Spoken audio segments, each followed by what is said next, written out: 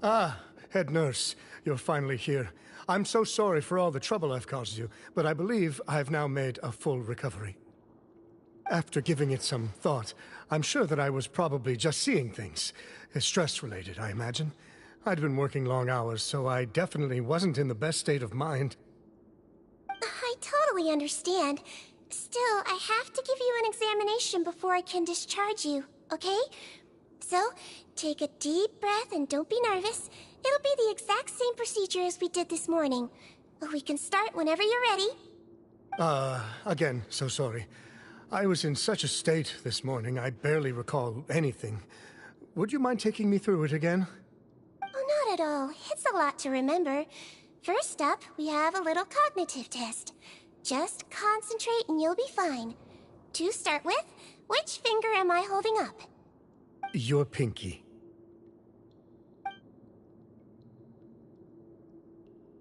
How? Seem normal. So it was a stress-induced hallucination after all? Well, we've certainly had previous cases of mental illness caused by overwork, which is why I carefully observe everyone in the production zone. I wonder how I managed to miss the signs this time. Please, head nurse, you shouldn't blame yourself. I'm just still adapting, that's all. Pushed myself too hard, and I guess I couldn't take it. Thanks for looking after me. I'll be as good as new after a good night's sleep. And if you can give me the okay, I know I'll sleep better back in my good old dorm. It can be difficult to relax in an unfamiliar environment. Alright then, you can leave the ward. I suggest you take 2 days off to focus on your recovery. I'll take you off the observation list for now, so you're officially discharged. Great. I can't thank you enough, head nurse. Mr. Odilon, could you escort him back? Of course. I'm on guard duty in the administrative area tonight, so nothing will go wrong. You have my word.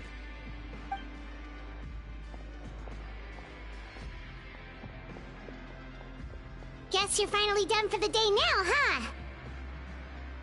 Yep.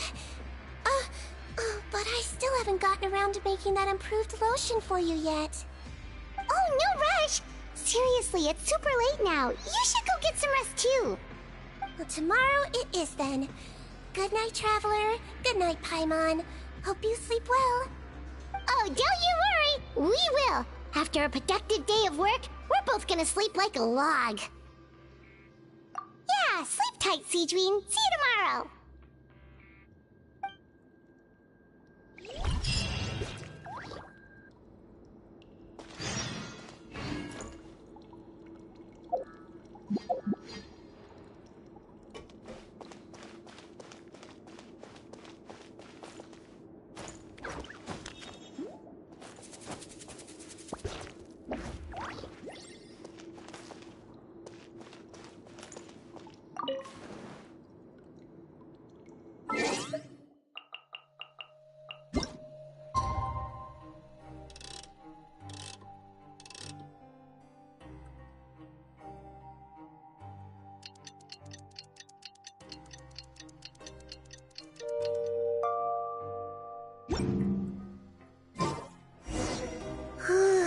Paimon really did sleep like a log.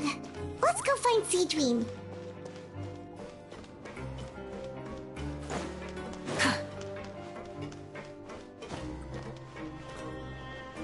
Full throttle!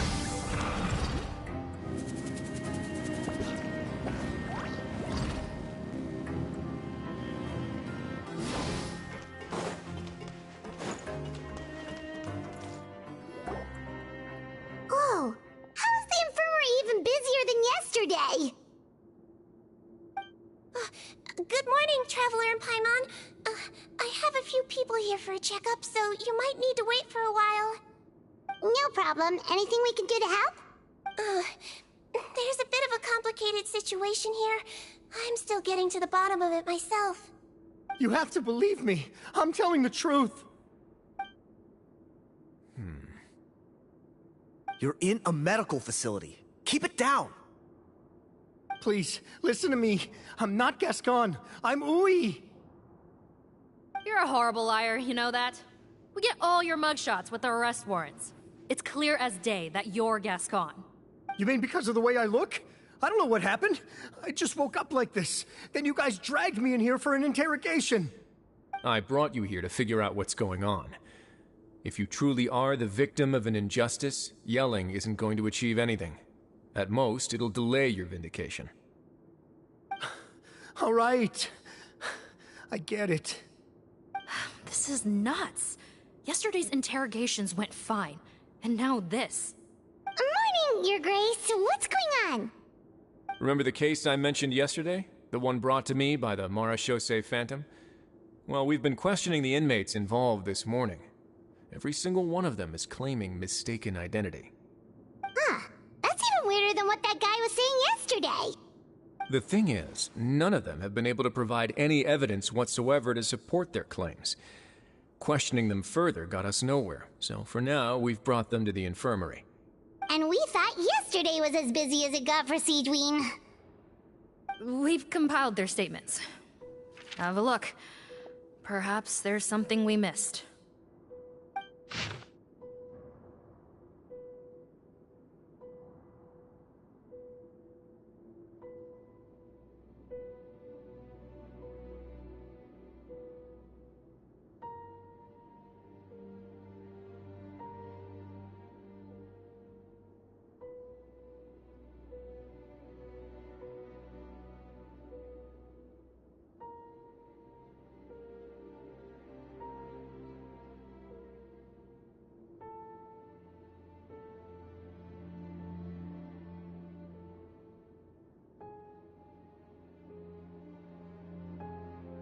Wait.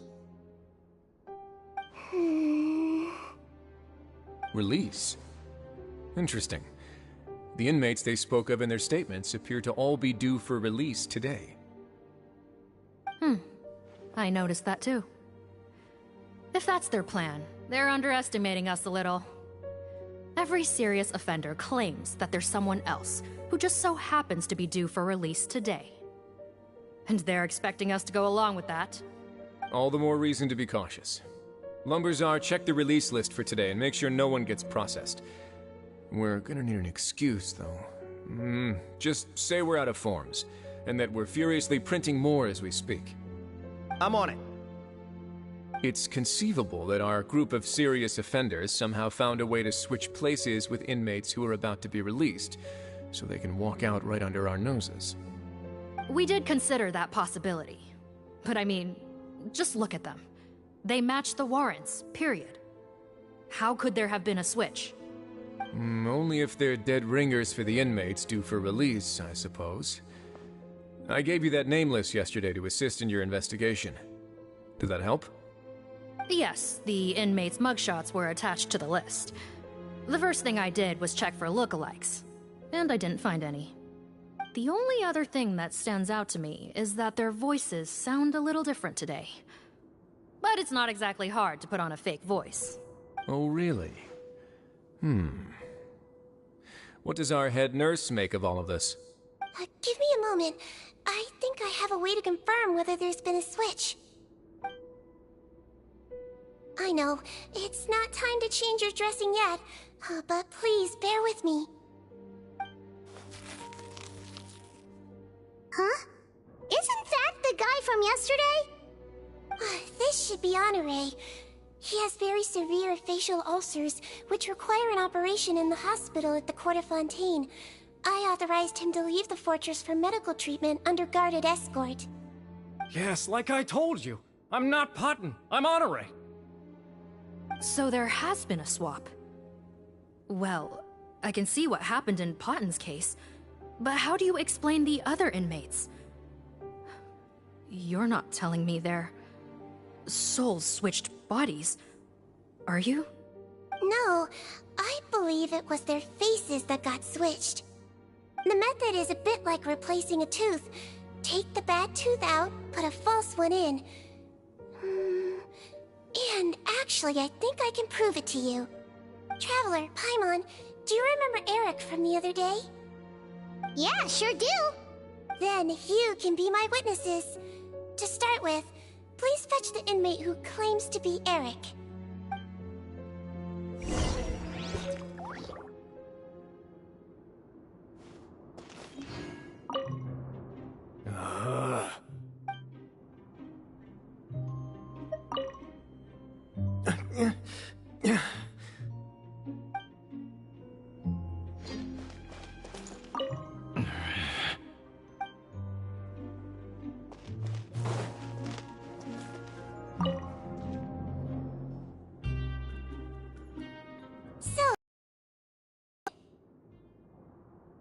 Yes, head nurse, it's me.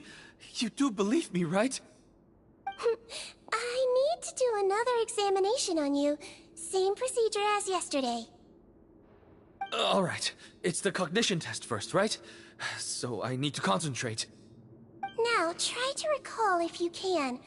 The last time we did this test, which finger did I hold up? I believe it was your index finger. But that means... Huh? So basically, last night, the Eric who said he saw another him suddenly recovered and applied to leave the observation ward. Sigewinne did another test before letting him leave, but that time, she held up her pinky finger. Huh? I don't know about any tests last night. There was nothing to do in the observation ward, so I went straight to bed. Then I somehow woke up in a high-security cell. Well, in that case, there is a reasonable explanation for the strange events of the past 2 days. So, what exactly happened? The gang of serious offenders wanted to break out of prison, so they identified a group of scapegoats, namely inmates whose terms were almost up, and planned to switch appearances with them. Last night, when Odilon was on duty, they ambushed him and had one of their group switch appearances with him using their face-swapping method. That allowed them to avoid scrutiny from the other guards. Then, once all the other inmates were asleep, Odilon spent his night shift carrying out the remainder of their switcheroo plan. However, they made one mistake. Henri changed his appearance to match Eric's earlier than he should have done, and ended up being spotted by the real Eric. Real Eric came to the guards for help, but we didn't know then what we know now, so we put it down to hallucination and sent him to the observation ward. However, since one of the gang members was posing as a guard, they simply changed real Eric's appearance and had their Eric take his place, muddying the waters even further. Right, because I put Eric on the observation list by then, and no inmates on that list can be processed for departure until I've discharged them. Hence why the imposters had to pull that little stunt to get fake Eric off the list. Yeah, it all makes sense now! The Duke cracked the case! Well, I can't fault the reasoning. But I'm afraid that we ruled out the possibility of face switching very early on in this process. Criminals altering their facial appearance to commit crimes is nothing new. In fact, one of the explicit duties of the Malazines in the Marechaussee Phantom is to identify criminals in disguise. We carefully examined all the suspects, and there is no evidence that any means of disguise were used in this case. Huh. Well then, how do we explain all this? So far, it seems more likely that the gang stole documentation belonging to the inmates due for release, and are using that to commit identity fraud. Actually, there is a potion that can completely change someone's appearance. If they use that, even a Malazine wouldn't be able to detect it. A shape-shifting potion? Forgive me, head nurse, but this is the first time I'm hearing about it. If such a potion truly existed, it would jeopardize our entire investigative process at the Marechaussee Phantom. Are you certain of this? Yes, I am. But... Please, trust me in my professional opinion as an experienced clinician. At the same time, without any solid evidence, it's pure speculation. If we can round up all the inmates suspected of switching places, then have a little talk with both sides, we might just get our answer. Yep, let's do that. Okay. Well, it was our negligence that meant we had to come and conduct these post-internment interrogations. And I know it's put you out. We'll do it your way. Your Grace, bad news. I paused the releases like you asked, but we were too late. A bunch of people already got processed 2 hours ago. I checked the list, and sure enough, it's all the people who gave statements. 2 hours ago? That's before today's interrogations began. They had this all planned out. So there really was a switch after all. They really pulled the wool over our eyes on this one. We should be able to catch up with them if we leave now, right? Not if that potion is real. They can just switch faces again after leaving the fortress. And if the Marishose's Melusines can't even spot them, we wouldn't know where to start searching. Yikes! So we're at a complete dead end!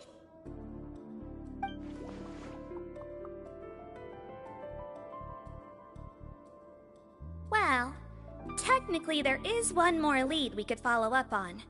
We were only able to arrest this gang thanks to the help of a researcher from the Fontaine Research Institute. I believe his name is Rawat. Oh? Rawat? Isn't that the handsome guy we met at that skincare promotion? Handsome?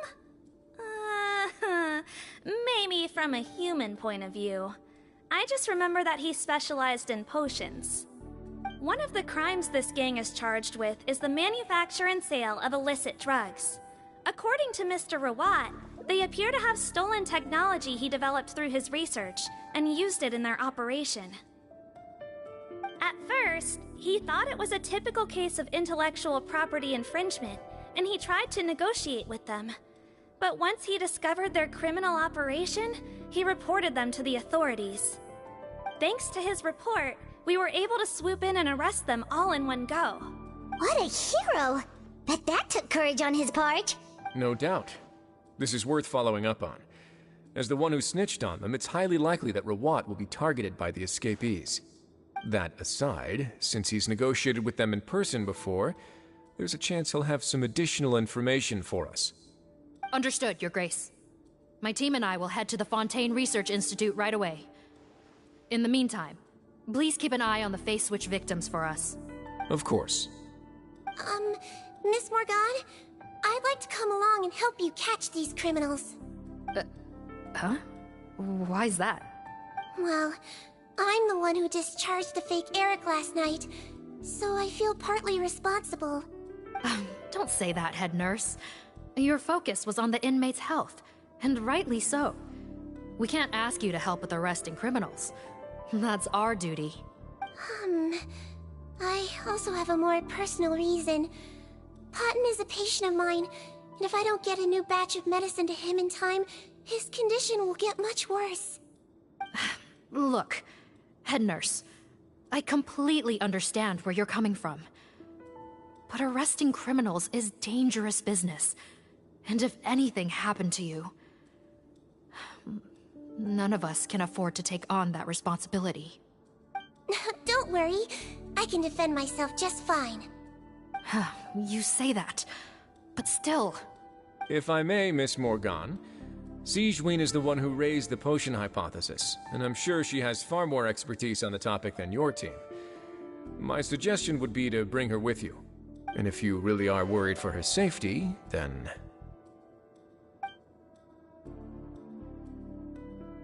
Ah, there you go, right on cue. Knew I could count on you. Okay. Well, since this plan has the Duke's blessing, far be it from use. We should head off immediately. Time is of the essence.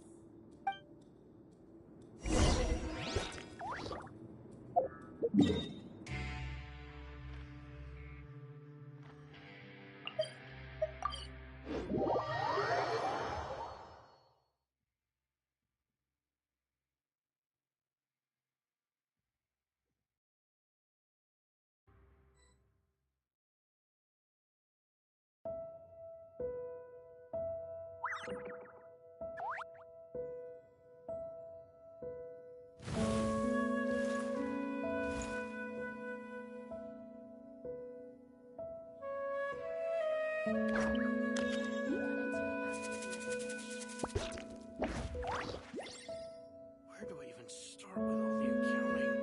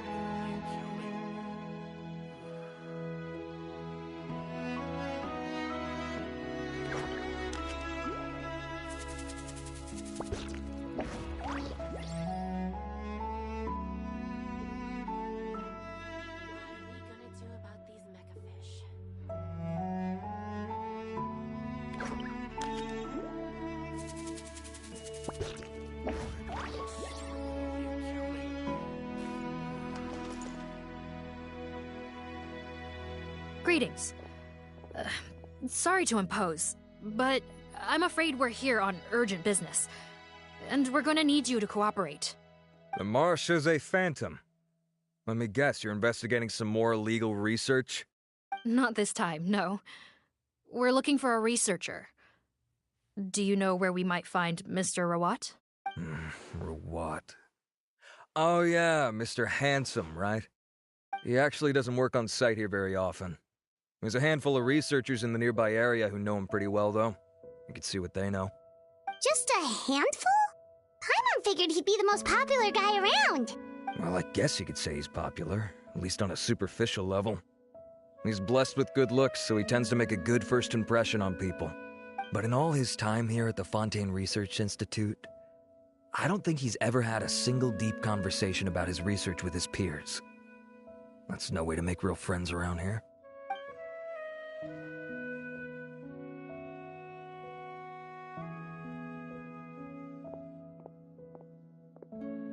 That's so weird. He definitely didn't come across like a recluse at that product promotion. I don't find that weird at all. He definitely didn't strike me as the kind of guy who's, good at making friends. Really? Paimon couldn't tell. Must be a Melusine perception thing. Okay, we should talk with his acquaintances. But we also need to check the Research Institute for any clues. Let's split up. It'll save us some time. Sure thing. We'll go ask around among the other researchers with Sigewinne. Paimon's suddenly kinda curious to know what everyone really thinks of him.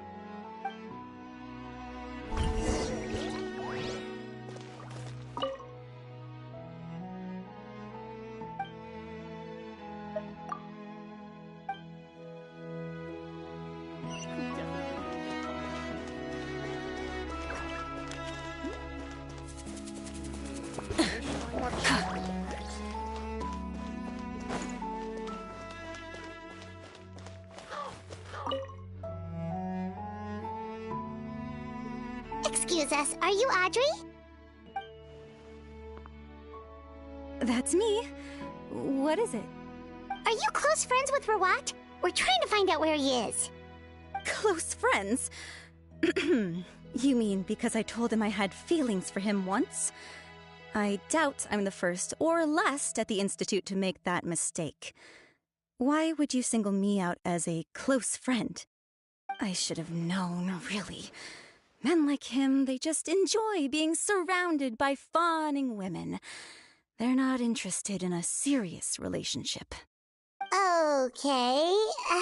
We were just kind of wondering if you might know where we can find him. Why would I know where he's at? I barely know him, and he probably doesn't even remember me. Ugh, this is getting annoying. Shall we go ask someone else?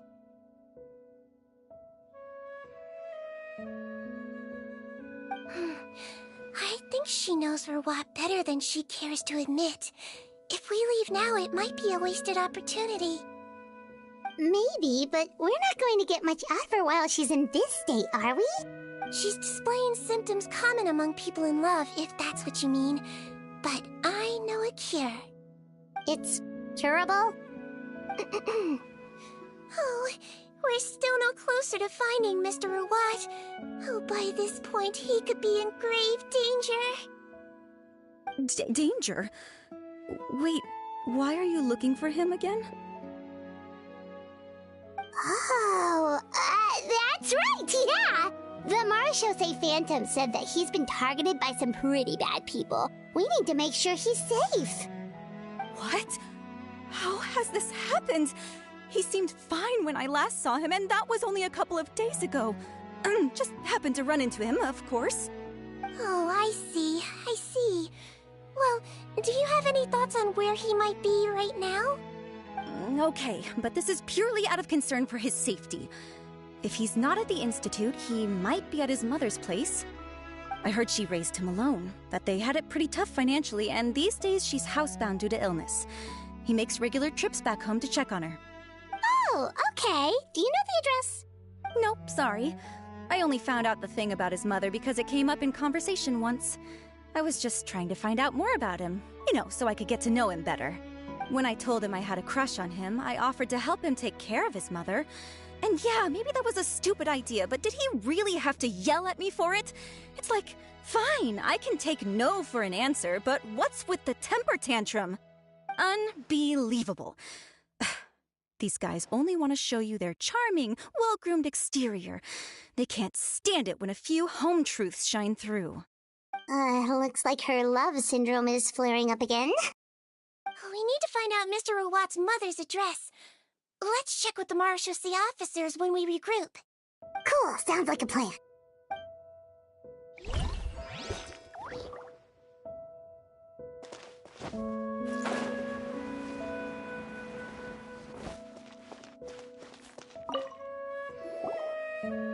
Hey there, are you in Teep? What do you want? We're here to ask about Rawat. Any idea where he might be? We were told you were pretty close with him. Close? Not sure that's the word I'd use. He wouldn't even let me use his patent. Huh? It's been a good few days since I last saw him. I don't know where he's at. Go ask someone else. Would the patent in question happen to be related to the new skincare product he developed? Yeah, kinda. Butterfly dew, or whatever he calls it. I heard he made a tidy sum off of that one. Okay, now we're getting somewhere. Keep going. Most of the other researchers here focus on mechanics, energy, stuff like that. I get why he wouldn't be interested in having anything to do with them. But I'm studying coatings. There's a huge overlap in our areas of research. Why would he refuse to work with me? I bought his product once, and noticed it contains a unique substance that might have applications in coatings, too. If it worked out, I could probably make as much as he's making. Don't get me wrong, I had no intention of plagiarizing his work. I was hoping to get official permission to use his findings in my own research. Followed the proper procedure. It was all above board. I would have had to pay him a license fee and everything. But despite that, he turned me down not once, not twice, but 3 times. It's like he's vehemently opposed to the idea of anyone else making the kind of money he does. Huh, so is Rawat antisocial, or is this guy just jealous? Well, it doesn't look like we're gonna get any info about Rawat's whereabouts from him. Let's go! Wait, 1 second. Mr. Antibes, next time you go shopping, you should buy some Buell fruits. Peel the skin, steep in water, then drink. It'll help calm your mood. Huh? Yeah. Thanks.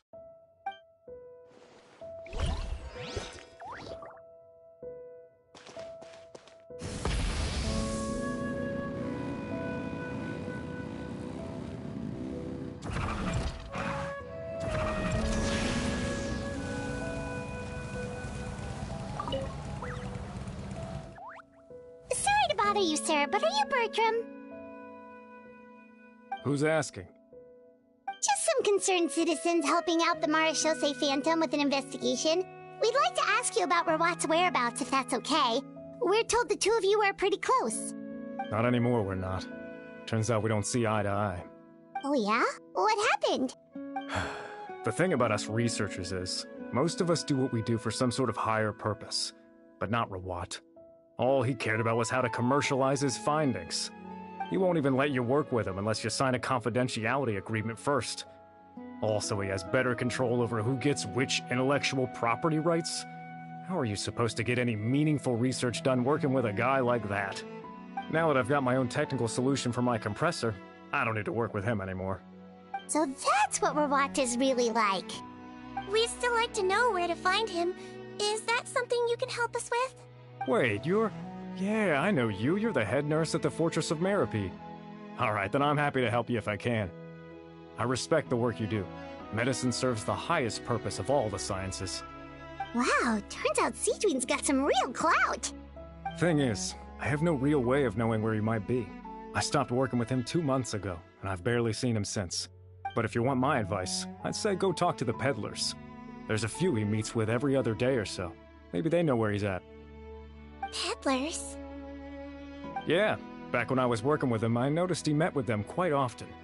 Wouldn't surprise me if they were involved in some shady business together, because it seemed like they went out of their way to avoid discussing anything in my presence. The little I overheard was about manufacturing and selling pharmaceutical drugs. Like I said, he's all about the money. Drugs? Doesn't he work with skincare products? Do those count as drugs? Who knows? I never cared to find out. He's the morgue rubber, not me. Thank you. You've given us plenty to work with. Welcome. Goodbye, and may we both reach new heights in our scientific endeavors. Well, that's all 3 researchers. Let's head back to the meetup point.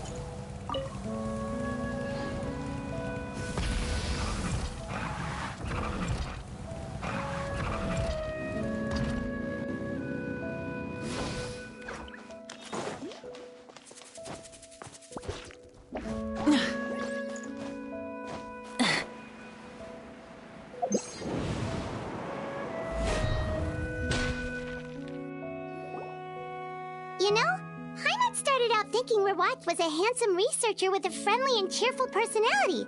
It's such a surprise to learn that his peers have a different impression of him. So what's your view of him now, Paimon? A handsome researcher whose difficult upbringing turned him into a profit chaser with a chip on his shoulder?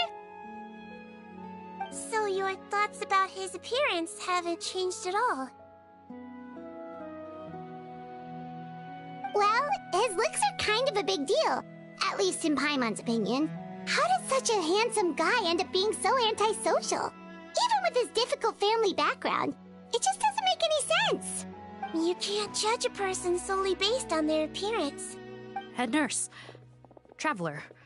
I assume you've spoken with the researchers. What did you find out? Bertram mentioned Rawat's involvement with some pharmaceutical merchants. Do you know if he's registered any pharmaceutical brands? Since he was a whistleblower on such a huge case, I ran a background check on him. I don't remember there being any brands under his name. How strange. If he was so focused on commercializing his research and averse to sharing his technology with others, why wouldn't he have registered his own brands? Maybe he and his business partners needed to avoid public scrutiny? You think he may have colluded with the gang? Well, the crime was manufacture and sale of drugs, and that would certainly be in his wheelhouse. We can't rule it out. Isn't that pretty unlikely, though? He was the one who blew the whistle on them! Most children who come to me with tooth decay have suffered pain for a long time already, but they'll still try to hide the fact that they eat too many sweets. Grown-ups and children aren't so different in that regard. If you say so. I saw him when he came to make his report, and I certainly didn't get the feeling that he was the type to collude with criminals. Perhaps it's more likely that they were coercing him. You mentioned that he comes from a poor family.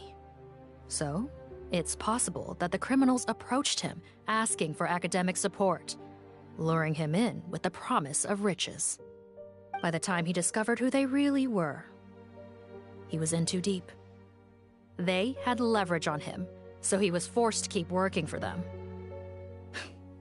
I've seen it happen many times before. That does make a lot of sense. It would definitely explain why he was so unwilling to cooperate with his fellow researchers. No wonder he's so unsociable. He must be on edge all the time with a gang of crooks breathing down his neck. In that case, the situation could be worse than we thought. If Verwat was working with the escaped inmates, they're sure to know more about his whereabouts than us. Oh, there's a good chance they'll get to him before we do. Based on the information we've gathered so far, he was last seen 2 days ago. If no one's seen him since, maybe we're too late. 2 days ago? So he went missing right after that product promotion. That was the same day he reported the criminals, too. Not a good sign. Don't worry, everyone. I believe we still have a chance. Since he disappeared right after blowing the whistle, it's likely that he's gone into hiding. Yeah, he must have been worried that they'd come for him. All the more reason to find him as soon as possible. The only lead we have at the moment is his mother's house, which you mentioned earlier. Seath, think you can find the place? Yep. When you register a brand, the Court of Fontaine requires you to provide a legal address. The one Rawat wrote down was in the outskirts of the city. That should be the place. Okay, then there's no time to lose. Let's move.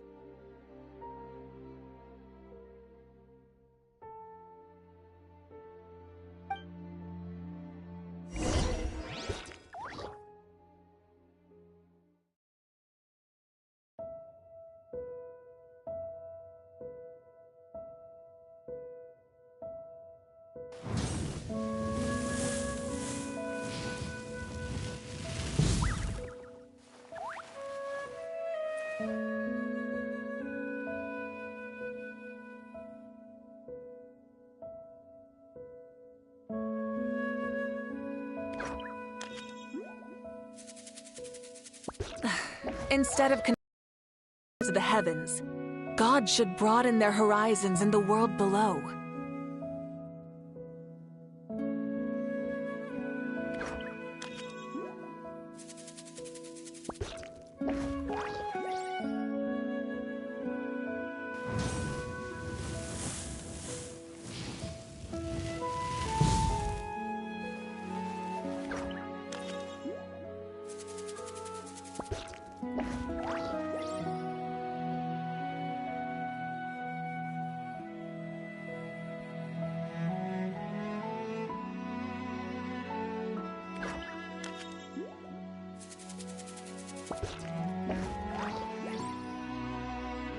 Exploration and trials.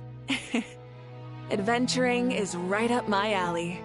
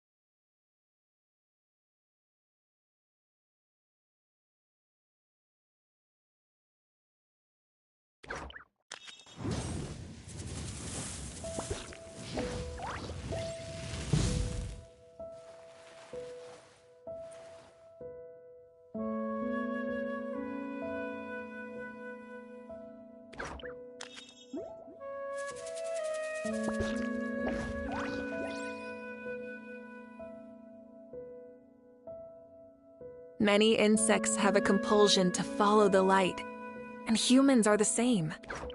Except we call that light hope.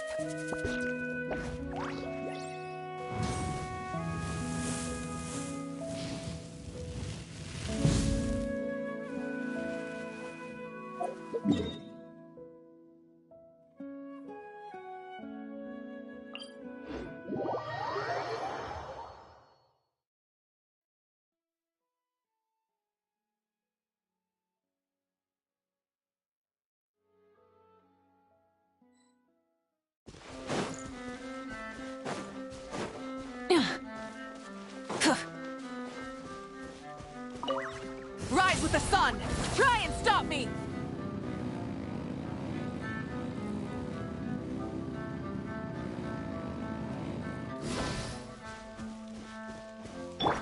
Take me up!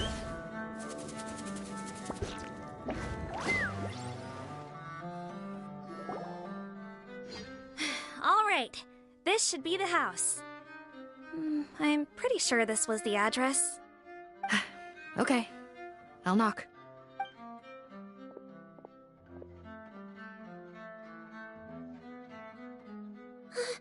Sounds like whoever's inside has restricted mobility. Oh, it seems serious. Oh, what's the fastest way to get this door open? Break the door down? No, I'll handle it. Let the expert deal with it. There'll be a mountain of paperwork if we damage a citizen's property.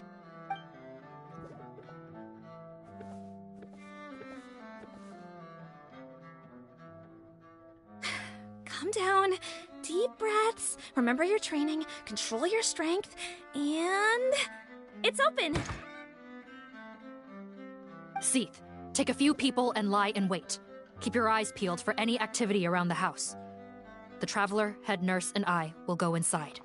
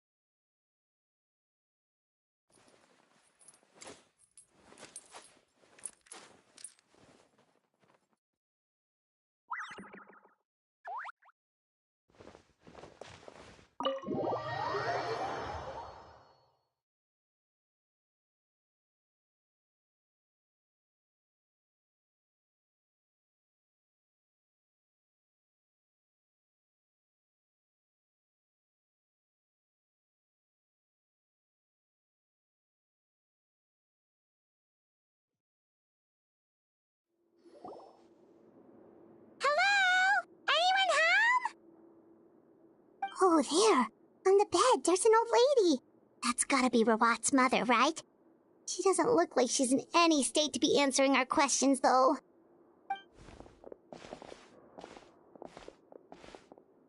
We could try, but she is very ill. We mustn't force it. Well, doesn't look like Rawat's here. She's the only one we can talk to. Yep. Allow me. Hello, ma'am. Might I ask if you're Rawat's mother? We are trying to locate him.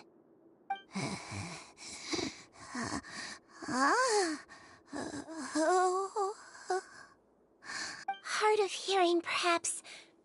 Does anyone have a picture of Rawat? I have one here. I'd like to show you a photo, ma'am. Is this your son? Do you know where he is?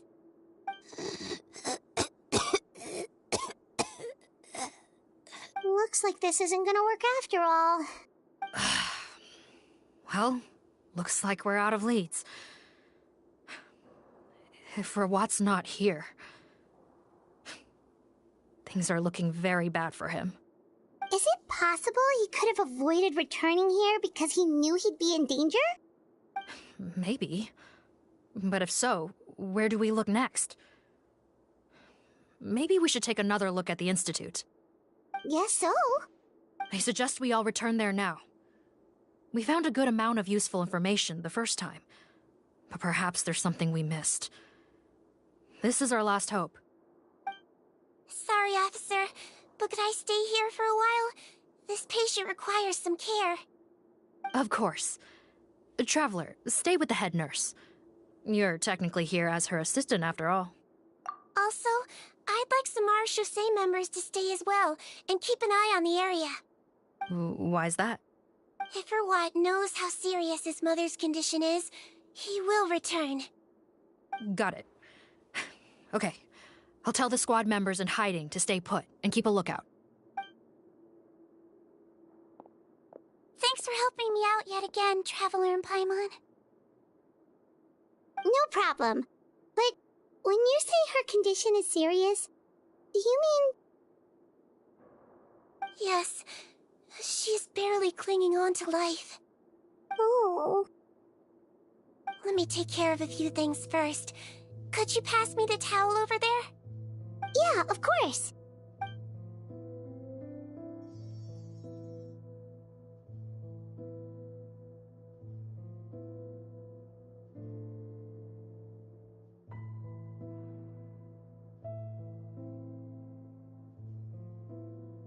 I can tell that her family has tried a lot of different treatment methods, including some very expensive medicines. Unfortunately, her condition is so multifaceted that a recovery looks all but impossible. Sigewinne. Paimon bets being a nurse must be pretty tough at times like this. Yes, it makes me a little sad. In a Melizine's eyes, a human's birth, aging, sickness, and death are as much a part of natural law as sunrise and sunset. But human medicine can defy that law to some extent. In that sense, it is a science of miracles.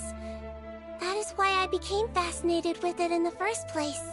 But it was only after I truly became a doctor that I realized miracles don't always happen. Even the greatest doctors cannot cure all diseases. Sigewinne.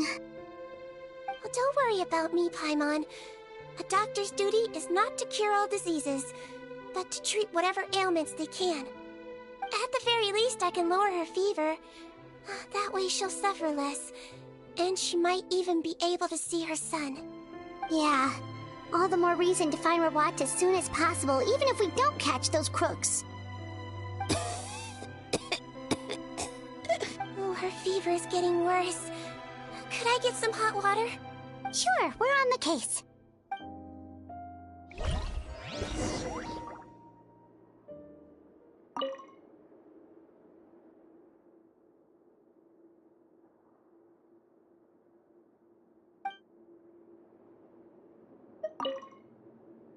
I'll take care of her.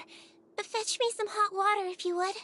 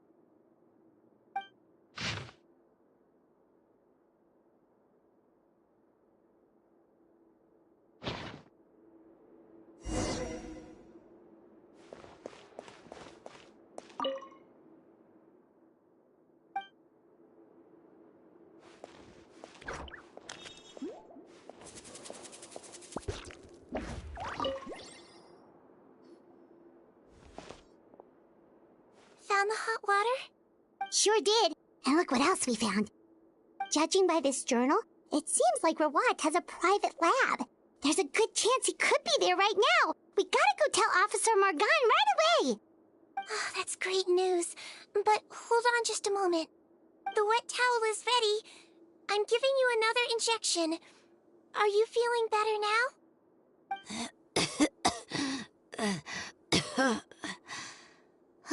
It's all right. We'll go bring him back. Please hang in there. Thank you.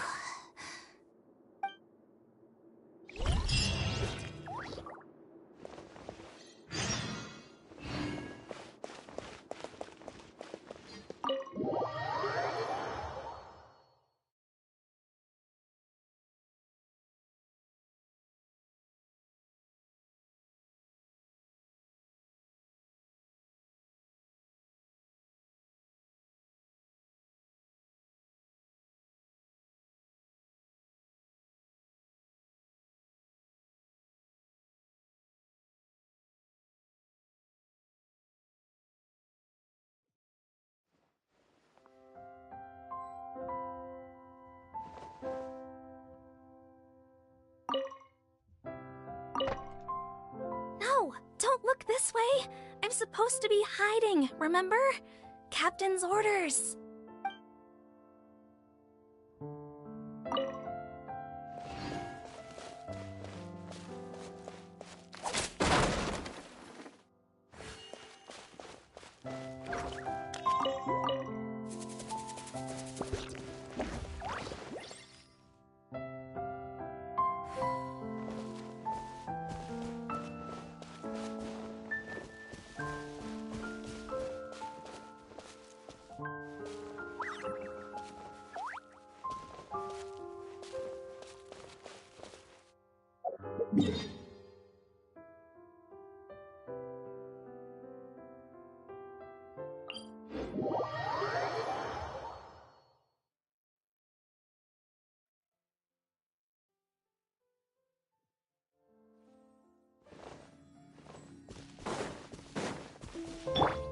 Try and stop me!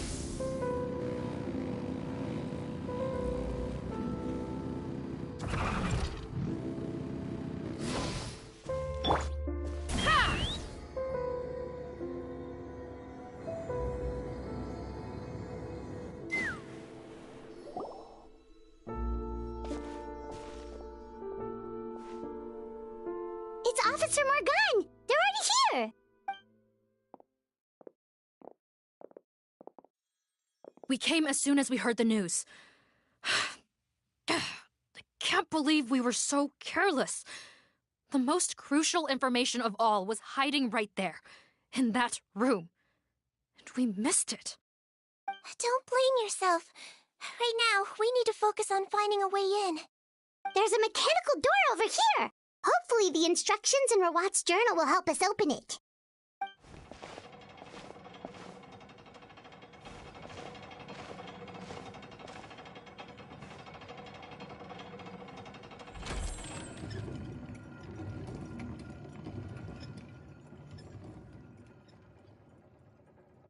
It's open. Let's go in.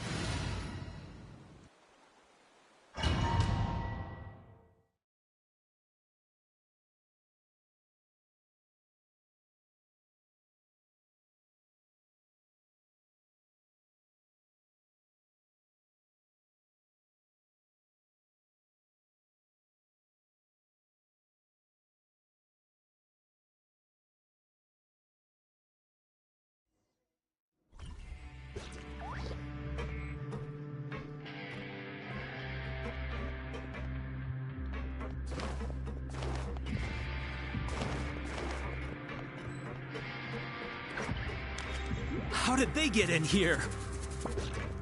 Captain, up ahead! Those look like our fugitives!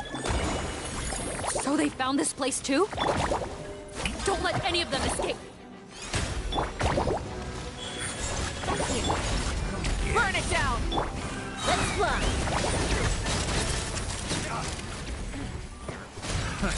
Another test subject.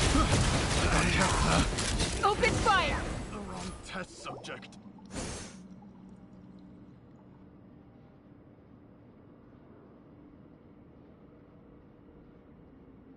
Captain, according to our list, many of the fugitives aren't accounted for. There may be others hiding deeper inside the facility. Ah, so these guys were just the lookout crew. The Marachose Phantom! How did they find this place? Wait, it's that guard from the fortress! That's right, I'm on your side. The Duke sent me. What's the matter? Some sort of mix-up? Mr. Odilon, didn't I tell you a few days ago that you need to stop all field work until you've recovered? Well, you know, gotta help His Grace out. Share the load. Officer Morgan, this man is an imposter. The real Mr. Odilon has no recent health issues. What? But Looks like the head nurse was right about the face-swapping method. Arrest them all! DuPont, stay here and keep guard. And watch the exit. If we're not back soon, call for reinforcements. Got it.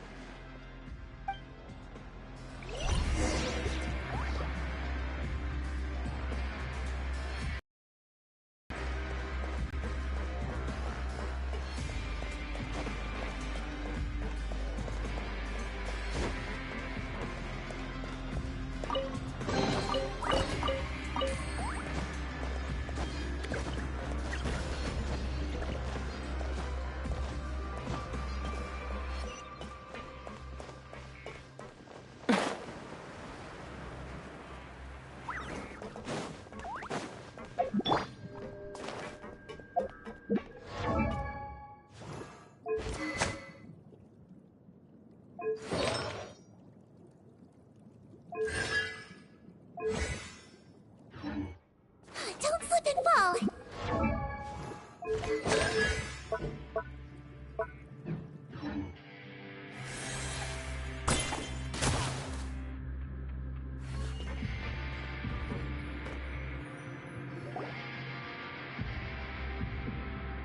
So many jars. Was this some sort of production facility? This scent, it's probably the ingredients used to make butterfly dew.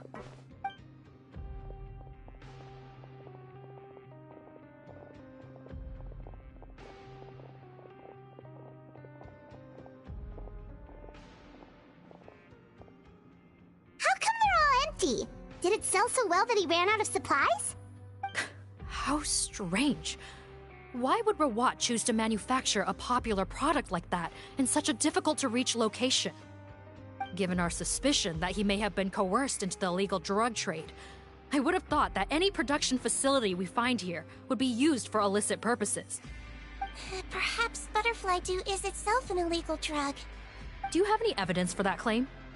No, just a guess. We need to find Rawat as soon as possible. He has all the answers we need.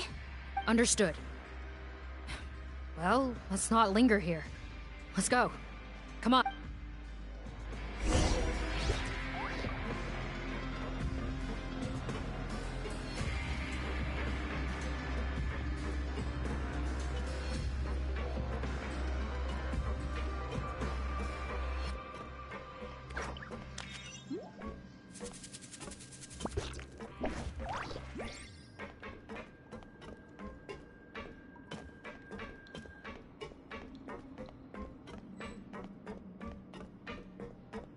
Doesn't look like we're gonna get this door open. Let's find another way around.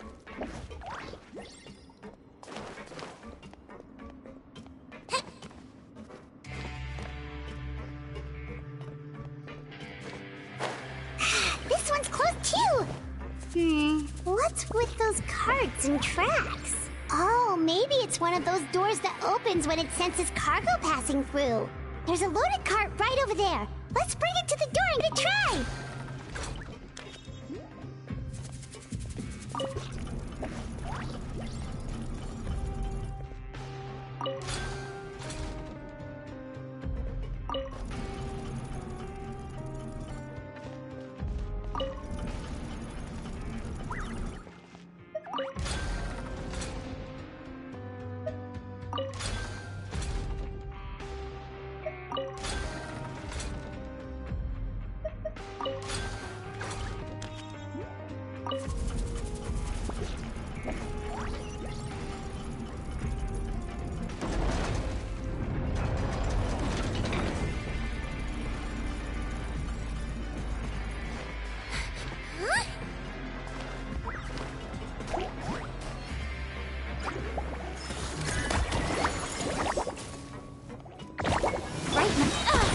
Right here.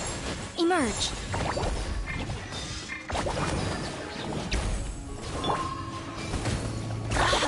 Rise with the sun!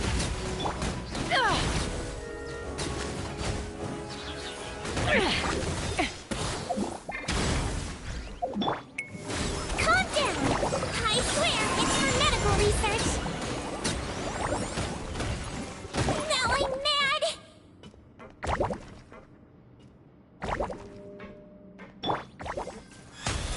The show begins!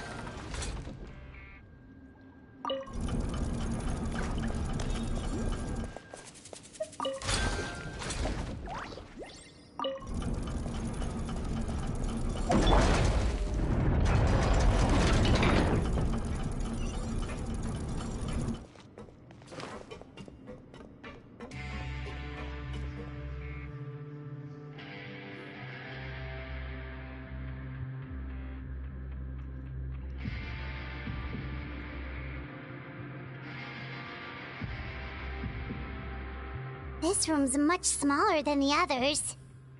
Judging by the implements on the table, this looks like a potion-making lab. Head nurse! Over here!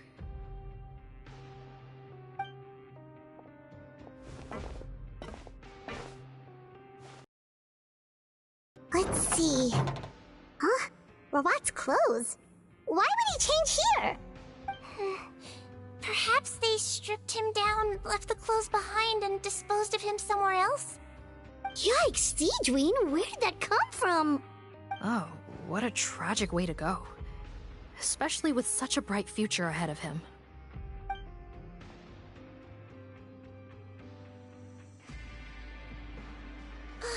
There's a path leading further on, Officer Morgan. Let's keep up the pace.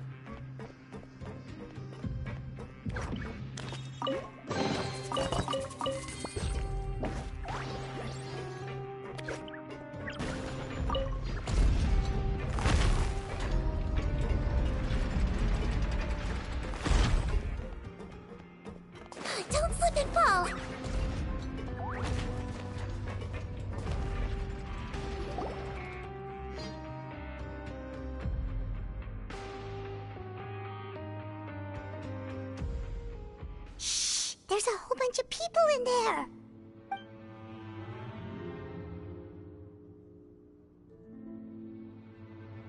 Are you serious? You're telling us that within a day, our faces are going to rot like yours? Fontanian physiology changed dramatically after that great flood, and it's not as compatible with this face-changing solution as before. The side effects are as you can see. Why didn't you say anything before we all used it? Look, my plan got you all out of prison, didn't it? You'd have much bigger problems to worry about right now if the Marechaussee Phantom found out about your other crimes. Consider an ugly mug getting off lightly. Ugh. You're just lucky we didn't leave you in there after you disappeared on us with no warning. We only let it slide because we're former partners. And now you have the gall to pull a stunt like this? Partners? Make no mistake, each of us is only looking out for himself. If you place too much trust in others, well, I'm afraid that's your problem. You hid things from me too. Remember how you each had a spare potion? You kept quiet about it until we planned the prison break? Oh, and you didn't have a secret spare? Then do you want to explain how you melted your face off before all this? Guys, that's enough. Calm down. It is what it is. Arguing won't change anything. What's the plan, Parton? I'm assuming you brought us here for a reason? There is no plan. We followed him here on the promise of more juice, but it turns out there ain't a drop here. Besides, what does it matter now anyway? He already said, even if we did get our hands on more of that stuff, switching faces again solves nothing. They're still gonna melt off eventually. I said enough arguing! Parton, tell us the plan. The most practical solution is to continue using the potion. Keep switching to a new face before the ulcers can start forming. Are you kidding me? This stuff was hard enough to get a hold of even when we had a supply. Now you're asking us to use it like skin lotion, after the flood all but wiped the supply out? Well, there is another option. But you'll have to make a deal with me first. Okay, now we're talking. What's the deal? I have a document I took from that researcher that details how to make a replacement. Just give me one bottle of the undiluted fluid, and I'll get to work. What's the problem? I thought you always kept reserves. Or do you really just have one spare bottle each? What do you think? That we were shipping them into the fortress of Meripede by the basket load? Well then, say hello to never showing your marred faces in public again. Ugh, I've heard enough! Get him! Let's see if that document even exists! Freeze! Marechaussee Phantom! What? Who let them in? Officer Morgan, before anything else, please find out Rawat's status. Rawat? I don't see him.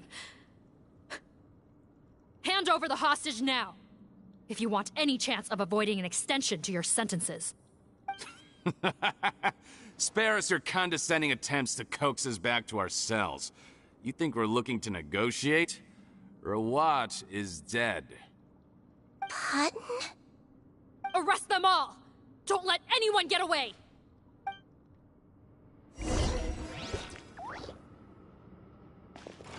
Let's blow bubbles! Right now. Right here. Right now. Burn it down! Ha! Bullseye! Open fire! Locked on! Knock him down. Pyroclastic surge!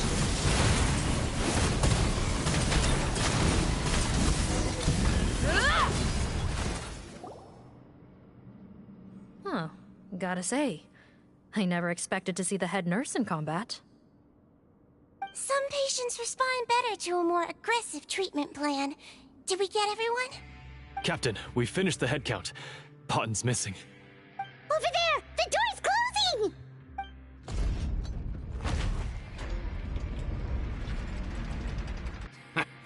One group trying to arrest me, another trying to hunt me down. Good. I gotta kill two birds with one stone.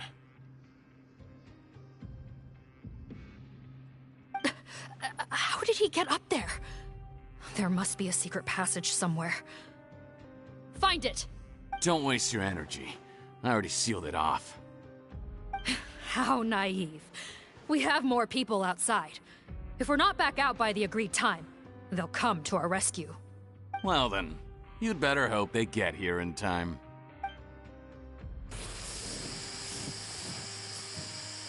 There's some kind of gas leaking from the pipes. Be careful, it's poisonous. This is our distribution center, where we store the product derived from our source solution. We had to use special fire prevention methods to prevent contamination. The pipe network here was designed to emit a gas for firefighting. One little modification later, and it makes an efficient death trap. Why would you do this? Your partners are here too. Oh, please. If they can't supply what I need, they're of no further use to me. Besides, I can't have them exposing my potential whereabouts. He's a maniac! Come on, we gotta find a way to open that door! Go ahead, struggle in vain.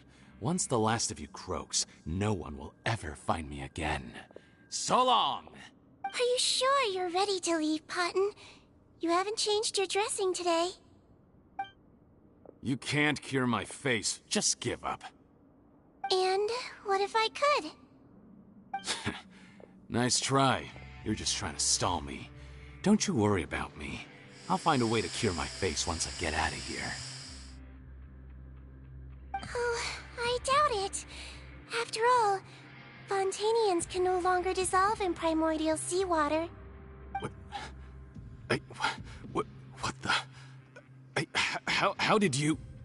The key component of the face-changing potion is the fluid left behind by dissolved Fontanians. It might look like ordinary water, but it has some unique elements in it. Before the flood, all Fontanians were oceanids, physiologically speaking. A potion made from that fluid could dissolve and reconstruct the face of a Fontanian in much the same way as hydroidolins change form. Theoretically, it could give someone any appearance they wished. But since the flood, Fontanians have become true humans. They can no longer provide the source material for this potion, nor reap its benefits. Are you saying this potion is made from Fontanians dissolved with primordial seawater? Then their crimes are far worse than I thought. How could you know all of this? No, wait. Of course! Well. So that's why you have a human appearance. It also means that I have a formula you're unaware of. The air's getting thicker. It's getting hard to breathe.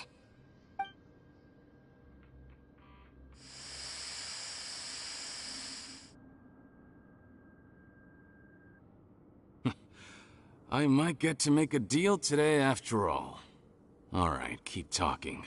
How do you intend to give me the formula? Oh, it's not a formula, but a finished product. I have a bottle of it right here. What?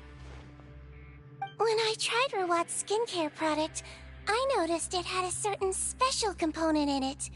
So I had my friends gather some other ingredients for me, and sure enough, a little experimenting later, I'd produced the potion. I'm guessing his skincare lotion contains the fruits of your joint research? Huh. Impressive guesswork. Yeah, we were a supplier for some of the raw ingredients. But it only contains a tiny amount of the active ingredient. The effect is minuscule compared to the undiluted fluid. Well, I found a way to reverse the dilution process, giving the skincare lotion a similar effect to the fluid it is derived from. That's impossible. If I tell you some of the ingredients, I think you can figure it out. First, you need to combine tainted hydrophantasm tissue with transoceanic pearls at a ratio of around 3 to 7. Tainted hydrophantasms and transoceanic pearls. I see. Can't believe I never thought of that. So, can we make a deal? Sounds good to me. There's a delivery pipeline beneath this window. Drop the potion in, and I'll release you all.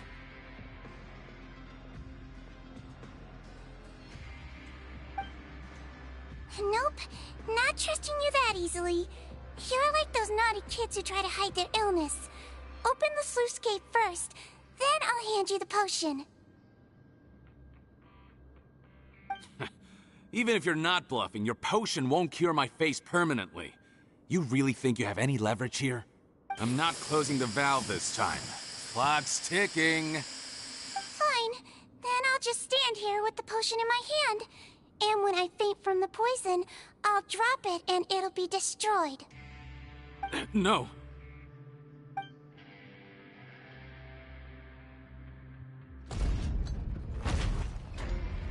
It's open! Disable that sluice gate! Jam it! Don't let it close again! That's more like it. In that case, a promise is a promise. Head nurse, there's too much poison gas in here. We have to leave, now!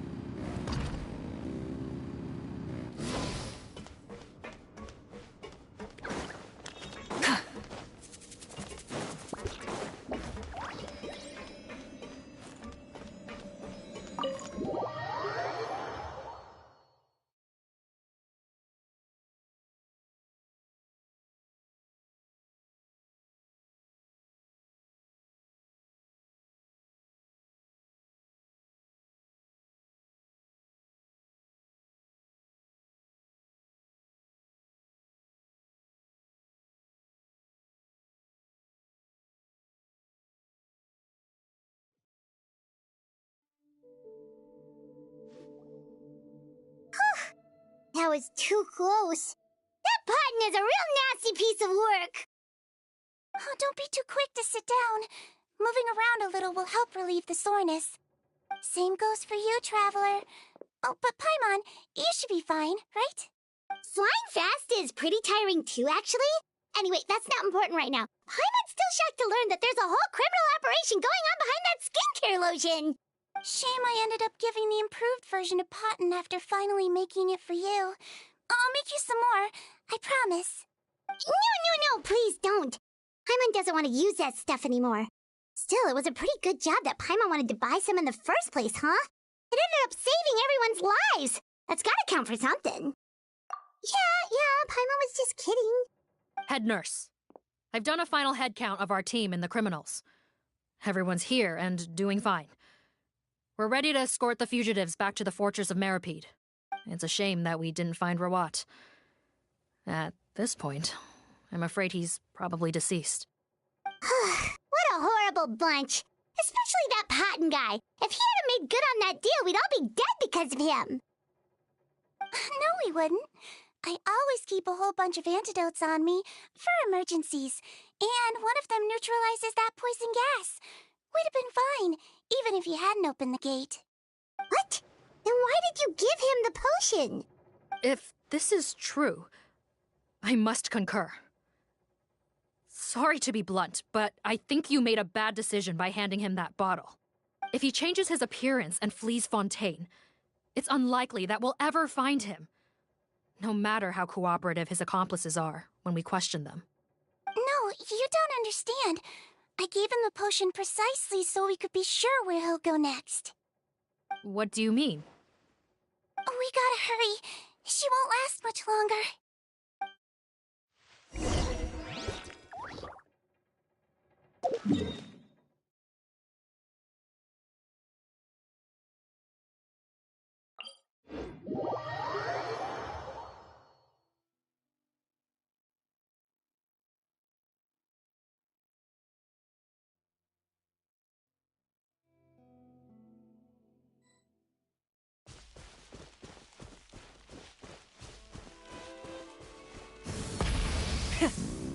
vengeance!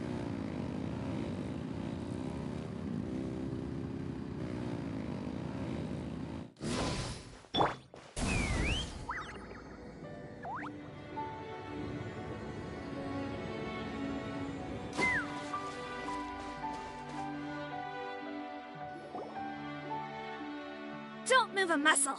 I might be short, but I pack a mean punch. Captain, you're just in time. While I was lying in wait, I spotted this crook snooping around, trying to find a way in. So I detained him. Oh, his face. Are you... Potton? So this is where you were heading, huh? What? This is how Potton looked before his face was marred. His current appearance matches the mugshot on his arrest warrant. I see. Wait, so what's going on? Wasn't the whole point of the potion to disguise himself and escape Fontaine? Why would he change back to his original face and run right into our trap? Enough of this nonsense. Let me in! You better pipe down.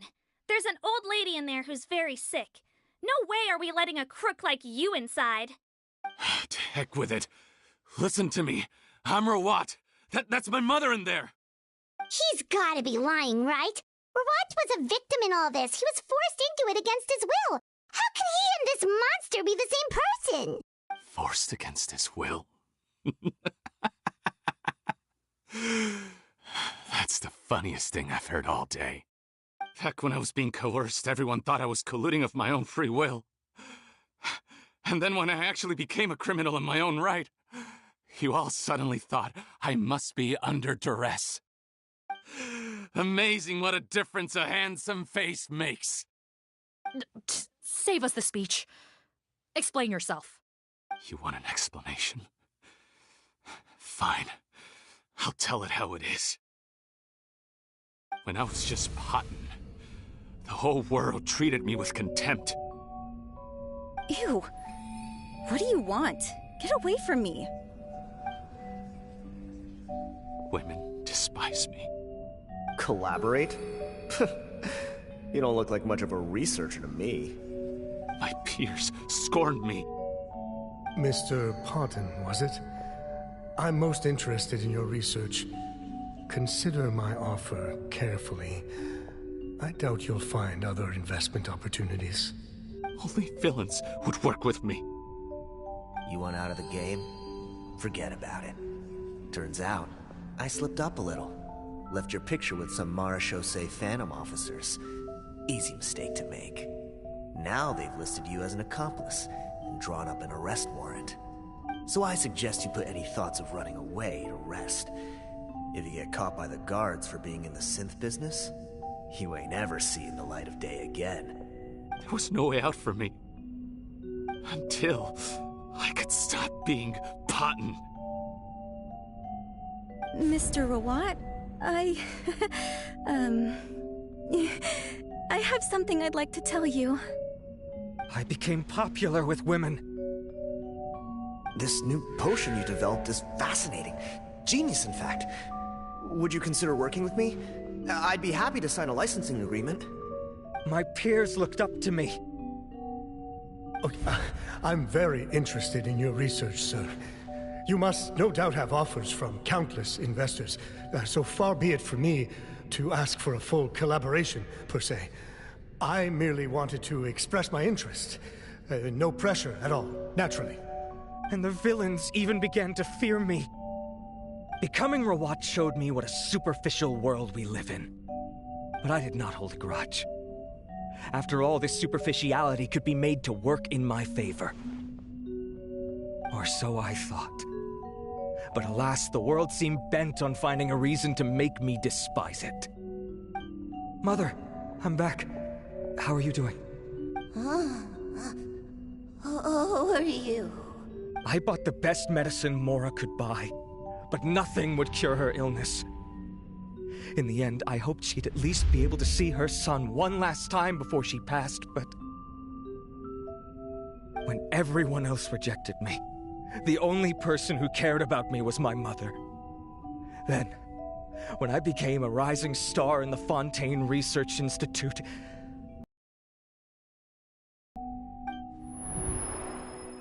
I have to let her see me again. Even if it means donning my own wretched, ugly face. Well, is that enough explaining for you? Now do you understand? Let me inside already! Have you ever considered if you'll even be able to look your mother in the eyes after what you've done? You found a way to completely change your identity. You could easily have escaped from them. But no, you chose to keep working with them. Why would I want to give up on such a lucrative business?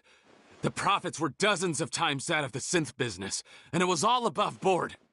So you kept being a villain just for the money? Villain? By what standard? Is doing evil deeds really what makes someone a villain in your eyes? Or does it all come down to the way they look? None of you saw a villain when I was wearing my other face, did you? You have no right to judge me! You're all just fake people living in a hypocritical world! I regret nothing! My mother would understand! You're a villain to the core! But especially that tongue! Honestly, I don't see a villain when I look at your current face either. Don't humor me. You don't seem surprised by my confession in the least. How long have you known the truth? I didn't know anything for sure until you chose to take that potion bottle and spare our lives. But if you're asking when I started suspecting you, it was the first time you came to see me at the infirmary. I had to confirm my suspicions. That's why I chose to join this investigation. Are you kidding me? A young, promising researcher and a wretched criminal? What on earth gave you the idea that they could be one and the same person? Well, there were no visual clues. This potion's face-changing effects are very powerful. Even as a Melusine, I couldn't see through the disguise. But I believe I understand humanity a little better than most of my kind. Humans have certain fundamental qualities that do not change with their appearance. Fundamental qualities, huh? So you think you're the one who's seen through me, do you? Most people probably don't know this, but I think I can guess what your deal is. Melusine constitutions are very close to that of water, so it stands to reason that the potion should work on them too.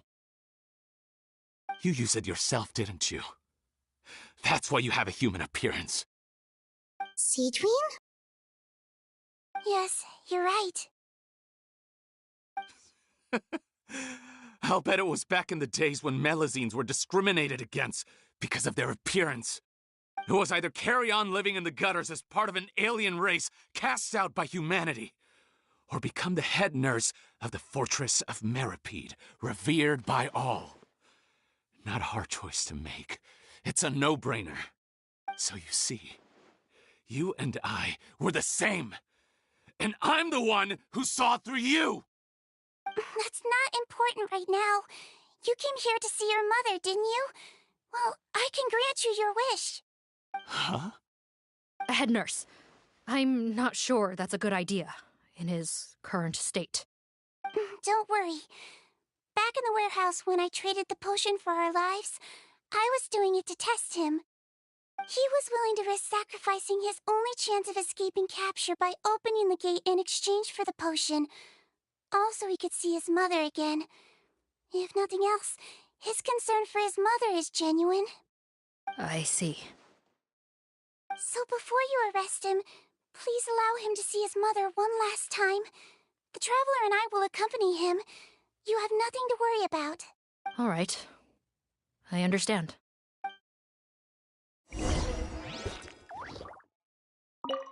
I don't trust this guy much. Be careful. Join the head nurse inside. If he tries anything at all, shout.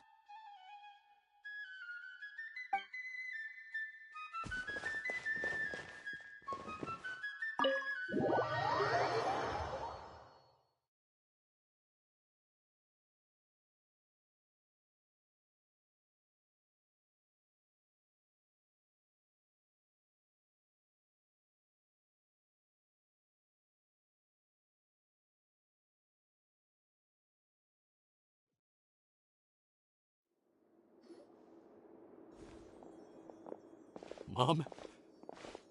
It's me, Potton, your son. You recognize me now, don't you? Mom, what's wrong? I'm sorry, but I have some bad news. I examined your mother last time we were here, and it appears that due to her prolonged fever, she's lost her eyesight. What? Your appearance no longer has any bearing on her ability to recognize you. But there are always other ways to remind our loved ones who we are, wouldn't you say? No, it can't be. Please, Mom, open your eyes. It's me, your son, Potton. If you really can't see my face, then here, take my hand. Tell me you feel your son's hand. I've done so much to get to this point. Please, you have to recognize me. No. The temperature of his palm must have changed. I'm sorry. It seems I couldn't bring him back to you after all.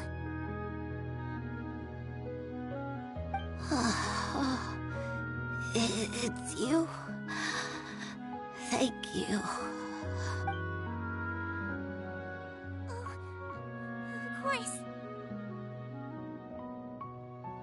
Mom, why will you answer her and not me? Why? No more questions, Potton. She's gone. Mom? I'm sorry to say this, Potton, but you and I are not the same.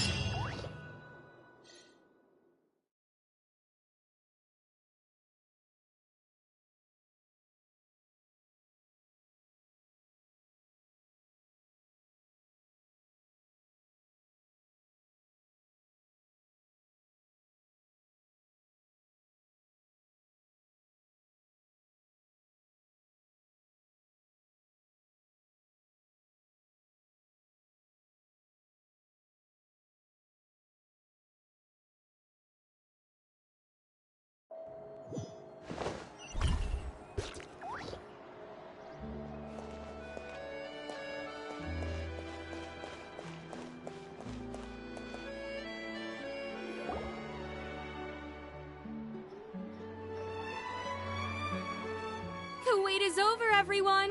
The sale of our new skincare product, Romaritime Essence, will now begin. Another skincare promotion! And it's selling as fast as last time. Wonder what people would think if they knew what was in the last batch. Oh, Sigewinne's here too! Hey, Sigewinne! Oh, Traveler Paimon, hello! Oh, I hope you two got a good rest yesterday after all your hard work. Of course! Nurse's orders, right? Anyway, are you here to take notes for your next article? Actually, I'm mostly here to help Officer Morgan wrap up yesterday's case. Ah, that reminds Paimon. That stuff sold like crazy, didn't it? Is it gonna cause huge problems? Nope, there's nothing to worry about. Unless modified, Butterfly Dew is an excellent skincare product that's completely safe to use. Besides, officers have already retrieved all Butterfly Dew purchased on the market. Now it's just a matter of disposal. After consulting Monsieur Nervulette, I came up with a way to neutralize any harmful effects, so it'll evaporate naturally without polluting water or soil. Wow, it's Sigewinne to the rescue again! Thank you for serving as our consultant, head nurse. All the Butterfly Dew we recovered has been disposed of, according to your instructions. Great! Good job, everyone! Also, you mentioned you wanted a copy of Rawat's interrogation records. Well, technically, Potton's records. Anyway, I have them with me. Here. After he saw his mother for the last time, it was like all his mental defenses came crashing down. He put up no resistance during the interrogation, and answered all our questions. We learned a lot. Apparently, the formula was something he discovered by chance while helping the criminal gang produce synth. Later, he came up with the idea to dilute it and use the resulting substance as a skincare product. Their supplier was Vache, but you could also argue that they were the ones doing him a favor. His operation helped Vache's gang dispose of an enormous amount of evidence. It made for a seamless collaboration. One man's trash was another man's treasure, and there were no loose ends. It's no wonder we never noticed what Potten's gang was up to. Vache again, huh? Is there still no end to the harm he caused? Make no mistake. The crimes of Vache and his accomplices will come to an end. It's only a matter of time. Since the flood cut off their supply of primordial seawater, they've been forced to resort to riskier methods, like using their private reserve to attack people on the street. Naturally, those attempts all ended in failure. After receiving numerous reports, we were able to zero in on the gang and eventually round them up. That sounds more like it. Based on what he told us in his confession, we pretty much had him backed into a corner, even though he made a point of distancing himself from the gang while disguised as Rawat. He tried to throw us off his tail by reporting his accomplices, giving him enough time to transform back into Potten and see his mother one last time.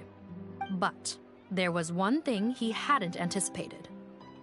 Even though Potten had been missing for a long time, we were very much still on the lookout for him. So, the moment he appeared in public after changing back to his original appearance, we caught him. So he tried this once before, huh? Guess he really did want his mother to see him again. But in the end... Looking at the interrogation records, it seems like he spent the first sum of money he earned as Rawat on his mother's treatment. Yes, which is why I suspect that his initial motive for using the potion was not personal greed, but a desire to become somebody who had the power to save her. Even so, he went too far. In the end, he got what he deserved. I understand. Thank you for bringing me these records. Why did you want them anyway? Potten was one of my patients, so I need to put together a medical file for him.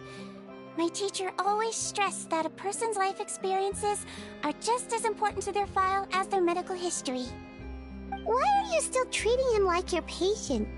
Isn't he kind of beyond redemption now? That may be true, but a patient is a patient, regardless of the choices that bring them to my care. One last thing, head nurse. Please keep everything you know about this potion a secret. It would be for the best if most of Fontaine knows nothing of its existence. I know my fellow officers and I will be able to sleep easier if that's the case. Of course. Not to worry. Thank you for understanding. I'll take... So, Sigewinne, did you really use that potion yourself? Why do you sound so surprised, Paimon? I told you all about it. It was quite a while ago now. You mean that story about the witch and the potion? So it was really, actually, genuinely a true story? Yes, it really, actually, genuinely was. But... I know. There are some secrets I can't tell anyone about. But considering everything we've been through together, I know I can trust you with them. Before I tell you, though, could you follow me somewhere? I want to pay my respects to an old friend. Of course!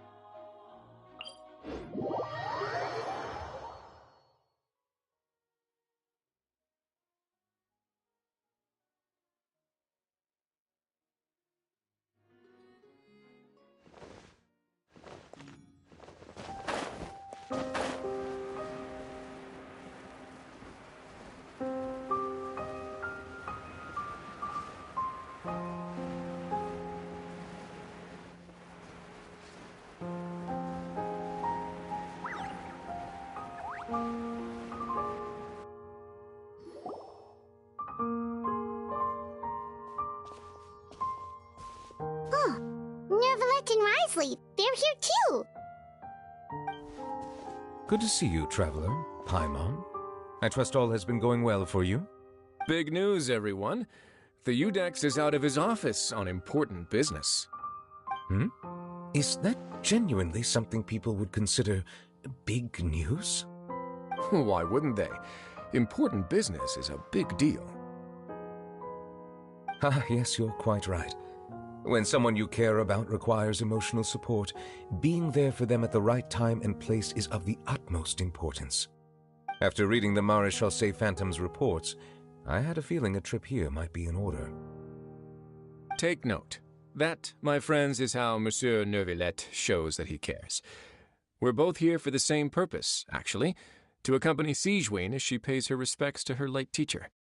So the old friend she mentioned was her teacher then? The witch? Oh, sorry. Paimon didn't mean to be rude. It's only 'cause Sigewinne calls her that all the time, so... I doubt she considers that title to be offensive, Paimon. Don't worry. Indeed. In fact, I believe Sigewinne would take it as a sign of affection. She has spoken of this doctor on many occasions, and it sounds like she was a truly generous individual. In those days, many people harbored prejudices against Melusines. She was the only teacher willing to take Sigewinne on as a student. Wow. It's really nice of you two to be here for Sigewinne. Guess you guys really look out for your younger colleagues, huh? Younger colleague? Well, that might be true for the Udex, but I'm not sure I can say the same.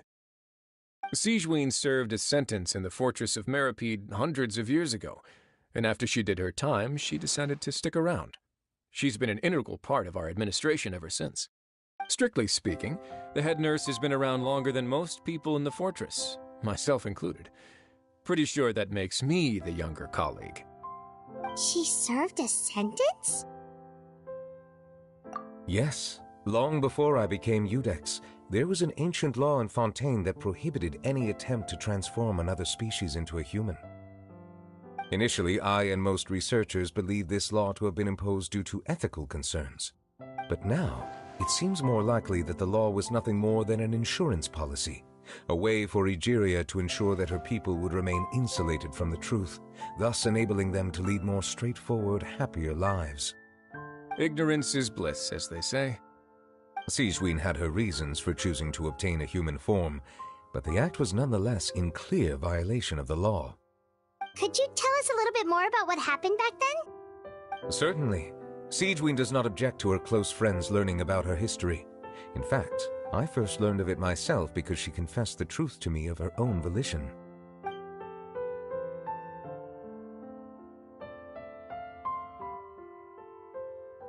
Even with their daughter so ill, they kicked you out? Stubborn as always. And prejudice isn't a disease I can cure, either.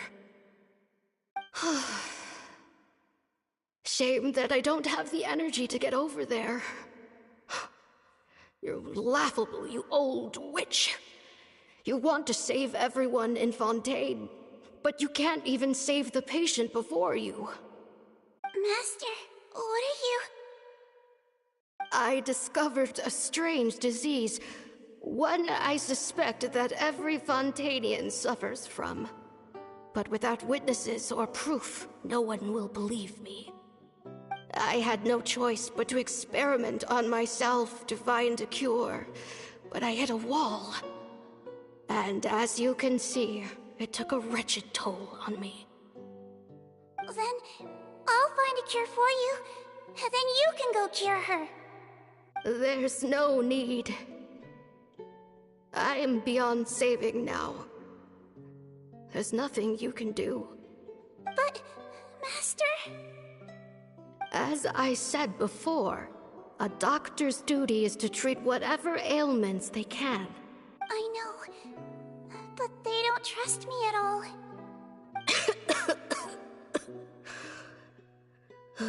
That girl. She's your first ever patient, isn't she? Tell me, what cost are you willing to bear to see her cured? I'll do whatever it takes. Even if it means breaking the law and being punished for it? As long as I don't hurt anyone, Yes. Spoken like a true student of mine. Then I shall make one more final gamble. And see my experiment through to its end. Leave me for now, and come back in 2 hours. If I am able to work this miracle, then I will have found a way to save all Fontanians, and I shall be able to help you treat that girl. If not, then it means there is one more disease in this world that I cannot treat. In that case, do not come looking for me. I will leave you a parting gift. An accidental discovery happened upon through my study of this strange disease.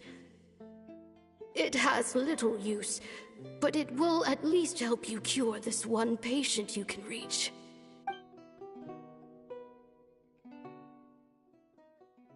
When Sigewinne returned, the miracle had not occurred. She found a potion bottle and a note on the table. After using the potion as instructed, she gained her current form, breaking Fontaine's law in the process. And after I had confirmed the veracity of the events, I gave my verdict. So that's what happened. I fear Sigewinne only understood the full story after the truth about the dissolution of Fontanians was uncovered. When I reflected on all this with that knowledge in hand, I felt a deep sense of regret. As I use the law to uphold justice, there are times when I cannot help but acknowledge its ruthlessness. After the final details of the events surrounding Sigewinne's transformation came to light, I checked several sources and, thankfully, the legal code does not require Sigewinne to shoulder any additional punishment. Wonder how she feels about all this. Since she invited you here, I imagine she intends to speak of these matters with you, no?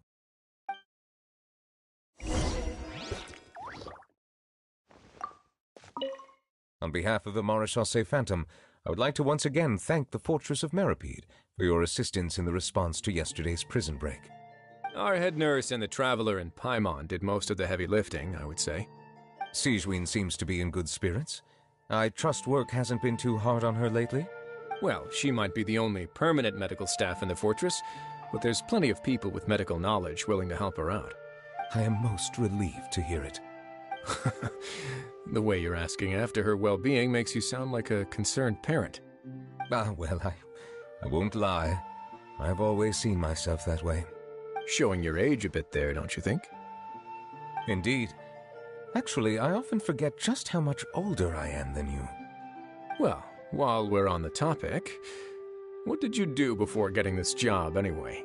Spend all day swimming in the sea from east to west and then north to south?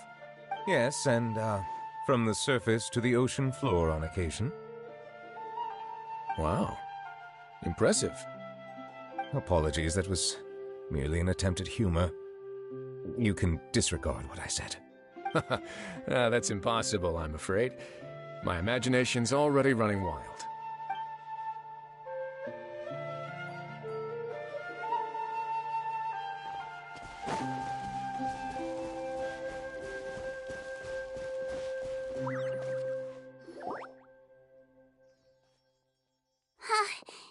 You're here. The old friend I mentioned was my teacher. When she passed, her body was nowhere to be found. All that's left of her is an empty tomb. And even that's deep underwater now. Sigewinne, the witch who gave you the magic potion, she was your teacher, wasn't she? Sounds like Monsieur Neuvillette filled you in. After learning the truth, it must have been hard to process, huh? Well, to be honest, after I realized what really happened that night, my first thought was that it kind of made sense. It seemed exactly like the sort of thing she would do. But she was planning to sacrifice herself and never told you. That's just who she was. If lying is what it took to get a kid to take their medicine, then that's what she'd do. Alright, but why did you turn yourself in?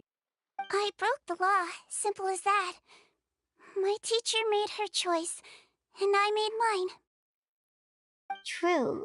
It's just the way Potton framed it when he was asking you all those questions, it made Paimon really mad. You're not like him at all, and everything Neverlet said confirms that. And yet, you were still convicted and thrown in prison. It just feels so unfair. Unfair? I happen to think just the opposite. If I hadn't served that time, I'm not sure I would have been able to stay strong when he was questioning me. What makes you say that? I knew you'd be curious. Let me tell you a story. The verdict came down. This Melusine is guilty. The Iudex defended the authority of Fontaine law, but he did not confiscate the Melusine's medical kit. And so, the Fortress of Meripede gained a new little doctor. She still wore her hood and raincoat, even though it never rained in the fortress. Perhaps thanks to her human appearance, no one refused her treatment. She treated more and more patients, and her sentence grew ever shorter. Finally, the people of the fortress could not live without her, and though her sentence ended, she did not leave them either. Then one day, she received an invitation from the outside world. The location seemed familiar, and when she arrived, an old lady was waiting for her. She saw right through the Melusine's disguise, but didn't reveal it. Instead, she asked a question. Tell me, why do you think you gained the respect of so many people, despite being a Melusine? Because I look like a human? It's been 50 years, Sigewinne, and you haven't aged a day. I think everyone knows you are not human. I finally found you, after all these years. I still remember, you know. It was you who saved me that night. But how? I was no longer a Melusine by then. Does it really matter if you're human or Melusine? I remember the warmth of your palm. It's quite unmistakable. And you know what? It hasn't changed one bit. You don't have to hide anymore, Sigewinne. These days, everyone wants to make friends with Melusines.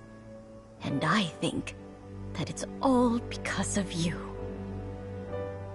I'm sorry I couldn't say this until now, but thank you, Dr. Melusine.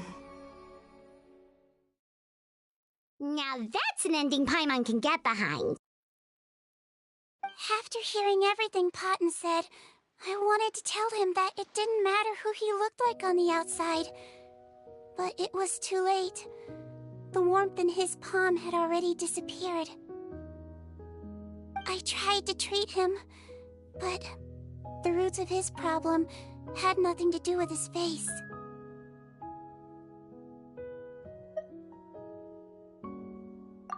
I understand. Thanks, you two. I appreciate you being here for me while I talk this through. Oh, it's nothing. Our pleasure. Oh, there's one more reason I invited you here. It's about time I finally give you what I promised.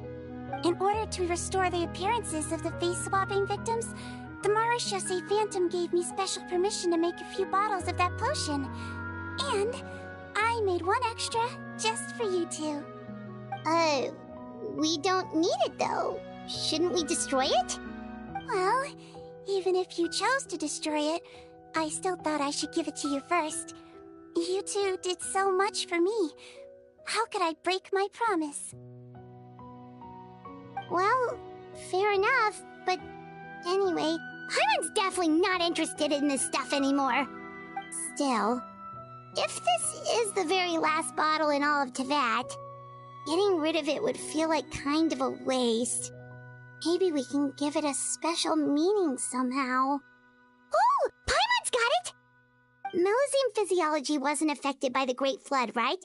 So that means the potion should have a permanent effect on you. In that case, what do you say, Sigewinne? Ever thought about transforming back to the way you used to look?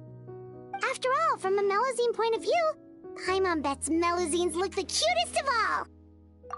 Paimon, after everything, do you really think it matters whether I'm Melusine or a human? Well...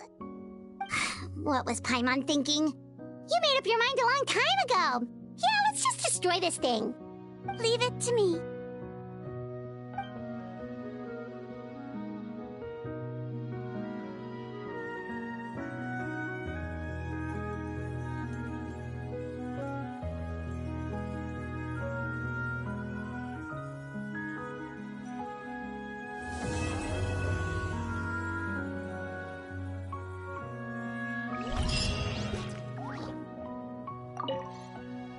I'd like to stay here with my teacher for a little longer.